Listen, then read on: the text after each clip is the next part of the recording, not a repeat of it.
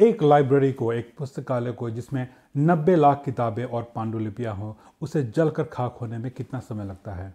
अब आप पूछेंगे कि कोई लाइब्रेरी जलाएगा क्यों? कौन सा अहमक है जो ऐसा काम करेगा? किसी को लाइब्रेरी जलाने से क्या फ़ायदा हो सकता है? जी हाँ, किताबें और लाइब्रेरियाँ जलाई जाती हैं, जलाई जाती रही हैं। एक बहुत ही मशहूर उदाहरण है अलेक्जेंड्रिया की लाइब्रेरी का, जो इजिप्ट में थी और जिसे जलाया रोम के राजा जूलियस सीजर ने। लेकिन एक लाइब्रेरी जलाई गई भारत में भी, जिसके बारे में बहुत लोग नहीं जानते हैं। ये लाइब्रेरी थी नालंदा की लाइब्रेरी, नालंदा विश्वविद्यालय की लाइब्रेरी। जब बख्तियार खिलजी ने इसे जलाया 1193 ईस्वी में, तो ऐसा माना जाता है कि ये लाइब्रेरी दिनों और सप्ताहों तक नहीं बल्कि महीनों तक जलती रही। कल्पना कीजिए क्या लिखा था उन 90 लाख किताबों और पांडुलिपियों में। ज्ञान का कितना बड़ा भंडार था वो, जो अब हमेशा के लिए हमसे लुप्त हो चुका है। हम उसे कभी जान नहीं सकते। इस प्रश्न का उत्तर हम नहीं जानते और नहीं जान सकते हैं। नालंदा के बारे में जो भी हम छिटपुट स्रोतों से जानते हैं, इससे उसकी महानता का, इसकी विराटता का सिर्फ अंदाज़ा लगाया जा सकता है। इसका सटीक मूल्यांकन नहीं किया जा सकता। और ये विडंबना भी देखिए कि नालंदा के बारे में जो भी हम थोड़ा बहुत जानते हैं, सिर्फ विदेशी स्रोतों से जानते हैं। जो यात्री चीन से, कोरिया से और अन्य जगह से भारत आए और उन्होंने नालंदा के बारे में लिखा, उन्हीं स्रोतों से हम नालंदा के बारे में जानते हैं। नालंदा भारत की स्मृति से विलुप्त हो चुका था, जमीन में दब चुका था, मिट्टी में बदल चुका था। तो भला हो उन यात्रियों का, और उन्हें हमारा कृतज्ञ प्रणाम, जिनकी वजह से हम अपने धरोहर को जान सके। ये इस बात का भी संकेत है कि भले हम अलग अलग संस्कृतियों और देशों में रहें, लेकिन मानवता की जो अनवरत यात्रा है वो एक ही है। हम एक दूसरे का हाथ पकड़कर, एक दूसरे को सहारा देकर ही आगे बढ़ते हैं। नमस्कार, मैं हूं आशुतोष। फॉल्स लाइन्स में आपका स्वागत है। तो चलिए बिहार सीरीज के इस एपिसोड में नालंदा के बारे में थोड़ा और जानते हैं। लेकिन इससे पहले हम आगे बढ़े, आपसे निवेदन है कि अगर आपको ये वीडियो अच्छा लगे तो इसे लाइक कीजिए, अपने दोस्तों के साथ शेयर कीजिए, ताकि वो हमारे इस धरोहर के बारे में और जान सकें। और अगर आप इस तरह के वीडियोस और देखना चाहते हैं तो प्लीज़ इस चैनल को सब्सक्राइब करना मत भूलिएगा। नालंदा विश्वविद्यालय की स्थापना हुई 427 ईस्वी में। इसकी स्थापना गुप्त वंश के राजा कुमारगुप्त प्रथम ने करवाई थी। नालंदा विश्वविद्यालय मुख्य रूप से बुद्ध धर्म से जुड़ा था, लेकिन इसकी स्थापना करवाई एक हिंदू राजा ने।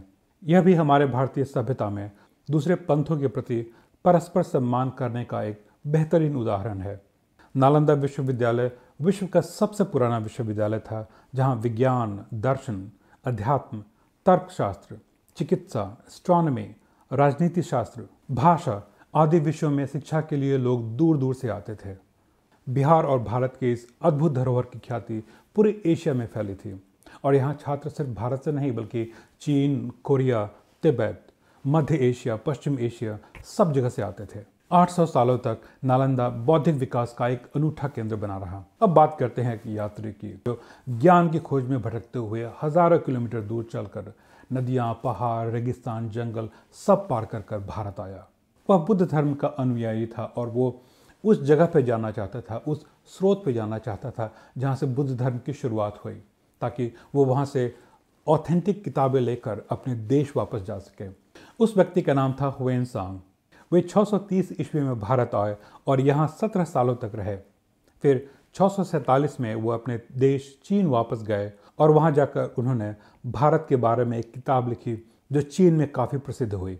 ह्वेनसांग ने लिखा है कि नालंदा जिस जगह पर बना है, वो बुद्ध के समय में नालंदा यूनिवर्सिटी के बनने के तकरीबन 1000 साल पहले एक बहुत बड़ा आम का बगीचा था। फिर 500 व्यापारियों ने इस आम के बगीचे को खरीदकर बुद्ध को दे दिया। मतलब यह कि नालंदा यूनिवर्सिटी बनी 5वीं शताब्दी में, लेकिन इसका महत्व 1000 साल पहले बुद्ध के समय से ही था। मगध की राजधानी उस वक्त थी राजगीर। नालंदा राजगीर से 15 किलोमीटर की दूरी पर है। यह बिल्कुल एक आइडियल जगह होगी बुद्ध विहार के लिए। राजधानी की सीमा से बाहर, राजधानी के कोलाहल से दूर, लेकिन बहुत दूर नहीं, बस थोड़ी दूर आम के शांत बगीचे में राजे, महाराजे, व्यापारी, अफसर, आम महिलाएं और पुरुष आते होंगे।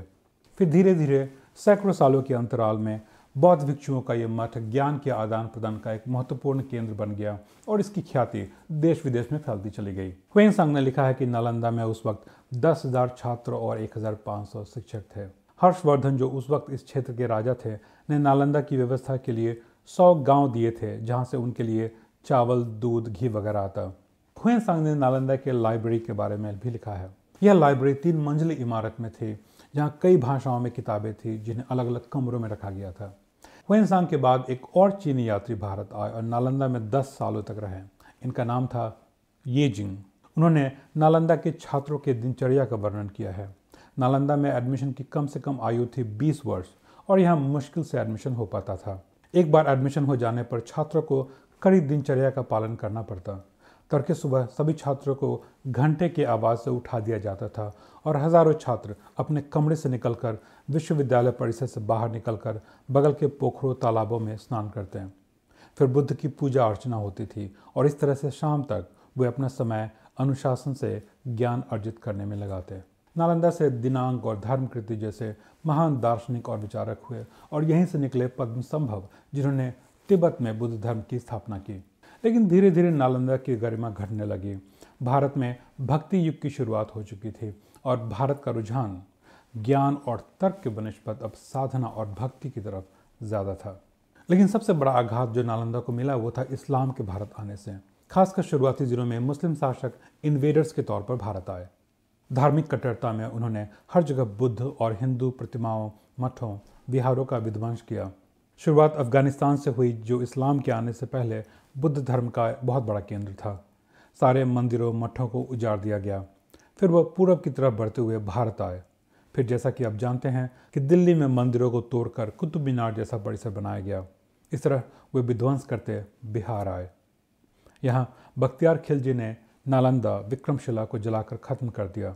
पर्शियन इतिहासकार मिन्हज ए सिराज ने लिखा है कि हजारों बौद्ध भिक्षुओं को जिंदा जला दिया गया, हजारों के सर कलम कर दिए गए।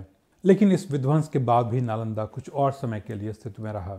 बख्तियार खिलजी के विध्वंस के 42 साल बाद 1235 में तिब्बत से एक यात्री आए जिनका नाम था धर्म स्वामी। जब वो यहाँ आए तो उन्होंने देखा कि राहुल श्रीभद्र नाम के एक शिक्षक 70 छात्रों को नालंदा के भग्नावशेषों में शिक्षा दे रहे थे। जहाँ कभी 10,000 छात्र हुआ करते थे, अब वहाँ थे सिर्फ 70 छात्र। धर्म स्वामी नालंदा में 6 महीनों तक रहे और उन्होंने राहुल श्रीभद्र के अंदर शिक्षा प्राप्त की। इसके बाद नालंदा इतिहास से लुप्त हो गया। इसके जीर्ण शीर्ण संरचना पर घास उग गए और धरती ने इसे अपने आगोश में ले लिया। यह स्थिति बनी रही तकरीबन 600 सालों तक।